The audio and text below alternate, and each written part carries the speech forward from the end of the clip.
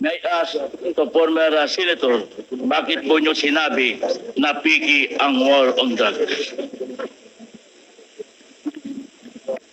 Ang statement po na yon na peke po ang war on drugs ni Duterte noong nakarang administrasyon.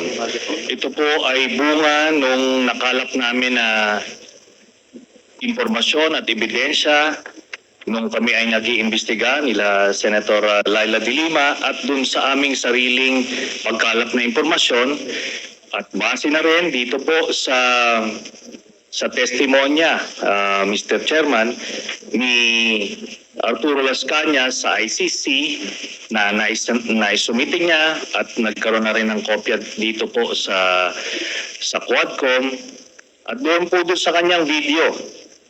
Sinabi niya po na ginagamit lang ang war on drugs ni Duterte para takutin ang sambayan ng Pilipino at takutin ang iba't ibang sektor ng lipunan para hindi siya paghinalaan dun sa kanyang sariling involvement sa illegal drugs. Kaya nga siya na-mention po na siya ang Lord of all drug lords. Ito po ay sinabi niya na mga kasabwat ni Duterte ay sina Michael Yang, Charlie Tan, Sammy Huy. At ito po si Michael Yang ay ayon mismo sa report ni Colonel Acerto na dating Deputy Director of the Drug Enforcement Group of the Philippine National Police. Sinumite niya yung report tungkol sa involvement ni Michael Yang. Dito naman po, dun sa sinasabi niyo po, Mr. Chairman, na si Jimmy Guba na Customs Intelligence Police, sinasabi niya na si Michael Yang ang involved doon sa magnetic lifters na shipment. Ngayon po, lahat po yan ay nakalap namin. Pero ngayon po, kung dahil po doon, tinignan namin kung ano yung ebidensya na pwede naming malink ito. Kaya nga po, binalikan namin yung mga bank accounts na nakalap namin kay Duterte noong 2016. Tinitignan namin kung merong mga pumasok na pagkapirahan dito po sa kanya. At doon nga po kami nakakita ng mga deposito sa mga accounts ni Duterte galing po dito po sa grupo ng mga drug lords na ito. At kung papayagan po, Your Honor, meron po akong PowerPoint presentation para po makita po nila kung ano yung sinasabi ko na money trail, paper trail dito po sa drug proceeds ni Mr. Duterte and his family. How many minutes will be your presentation? Pwede po 5 slides lang po ito, pero I will focus on the last slide lang po. Sige, Chairman. sige, go ahead, Mr. Trillanes. So, ito po ang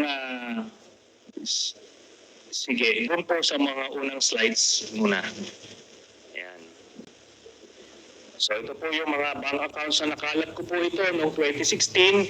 Tapos, ito po ay na-validate na ng Ombudsman na kaparehas nga nung naisumite ng AMLAC sa kanila. Kaya, ano po tayo? Kumpiyansa po tayo sa provenance nitong dokumentong ito. So, sige po, next slide. Ito po yung mga iba't ibang mga pumasok na pagkapirahan kay accounts ni Duterte. Tapos, sige po, next slide. Ayan. So, ang total po ng mga credits na pumasok ay 2.4 billion, no? Ngayon, kung ano talaga yung actual total, malalaman po natin yan pagka binuksan po yung accounts. Ngayon po ito, no? Ang pagkakamali po ni Mr. Duterte nung nagtatago siya ng pagkapirahan, ay ginawa niyang joint account yung kanyang anak na si Vice President Sara Duterte. Kaya ito po ay alam po naman natin na exempted sa bank secrecy law ang impeachment. So lalabas po yan lahat. Sige po, next slide. Ito po yung last slide. No. Dito po, meron po, ito pong mga transactions na ito, meron pong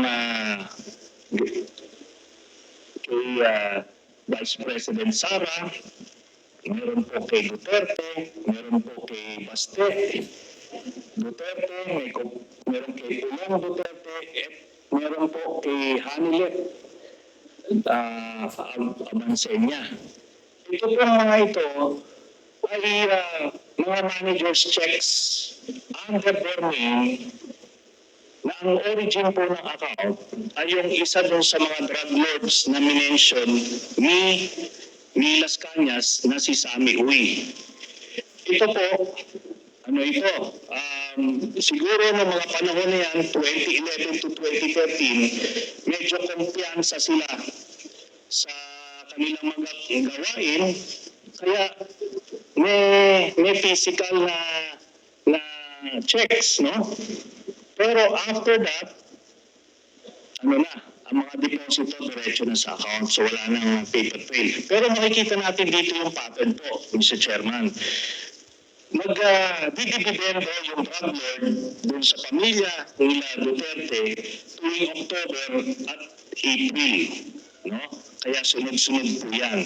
And by the way, makikita po natin si Vice President Sara, meron po siyang dalawang checking in-encash dyan under her name, manager's checks. Tapos ito po ay while she was mayor, no? Kaya yan ay direct bribery, no? Tapos process of the illegal drug trade. Ito po ang naging pruweba natin. Kaya nung cross-match po namin yung dokumento na kuha namin at dito sa mga personalidad na minention po ni Arturo Las Cañas, na-confirm namin yung kanyang istorya. Nakita mo po dyan, si Duterte, pareha sila ng amount na in-encash. No? Tapos, itong mga anak, sila Baste Duterte, ayan po, tagte 10 million every 6 months. Kay Pulong Duterte, meron din. Ngayon po, lahat ito ay hawak yan ng mga bangko mismo. Meron silang physical copy, meron silang soft copy netong mga sinasabi na ito. Kaya hindi po yan pwedeng i-deny lang kasi alam naman natin yung mga estilo ni Duterte, magka-admit konti pero magde-deny to confuse everyone. Pero ito po yung smoking gun, Mr. Chairman. So, yan po, we concluded na peke talaga ito. Ginagawa niya yung war on drugs para proteksyonan niya yung sindikato niya na sina Michael Yang, Sammy Uy at Charlie Tan. So, kaya po nung sa Davao pa lang pinapatay po nila yung kompetensya. Tapos nung sila na ang presidente, ginawa nilang National Death Squad, ano, yung nangyari. Tapos si Leonardo nga po yung ginawa niyang point person. Tapos yung drug list na sinasabi ni Duterte, merong legitimate mga personalities doon, galing dun sa mga iba't ibang ahensya. Pero pag may kailangan silang isingit ng mga kalaban nila sa drug business, sinisingit po nila doon. Kaya nga may mga tinutumba ng mga involved din sa illegal drugs kasi kompetensya nila yon sa distribution. Kaya yan po lahat na yan ay napagtagpi-tagpi namin. So kaya that would explain kung bakit protektado si Michael Yang kahit na may report itong si Colonel Acerto. Tapos hindi lang po yan, nung nilabas po yung report na yun, sa sobrang pagproteksyon nila kay Michael Yang, yung mismong gumawa ng investigasyon, yun yung gustong ipapatay at sinampahan ng kaliwat ng kaso. Kaya makita natin dun sa mga drug lord na hindi kasabwat sa sindikato ni Duterte, ano siya, porsigido siyang patayin.